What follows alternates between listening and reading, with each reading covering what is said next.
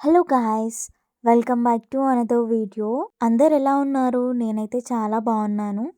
ఇవాళ వీడియో ఏంటంటే మక్క గారెలు చేస్తున్నా అన్నమాట. మక్క గారెలు దానికన్నా ముందు రోజే మక్క కంకులే తొలిచి పెట్టుకోవాలి కదా.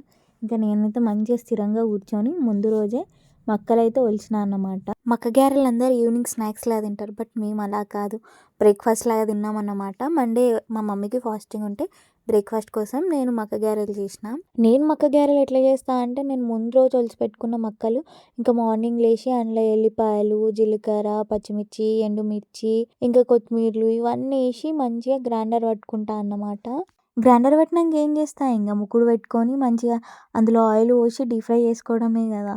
ఇంకా ఆయిల్ హీట్ అయ్యేలోపు అయితే కొత్తిమీరకి వేసి కలుపుకుందామని కలుపుకుంటున్నా.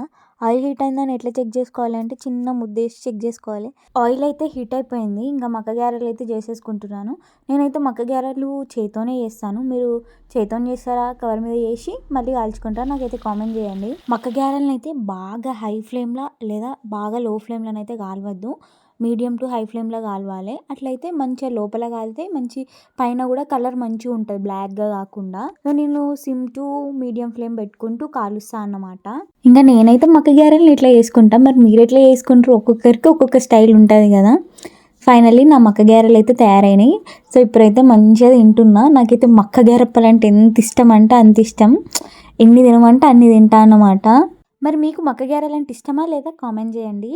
ఇంకా వీడియో నచ్చితే లైక్ చేయడం, షేర్ చేయడం, సబ్స్క్రైబ్ చేసుకోవడం మాత్రం అస్సలు మర్చిపోకండి.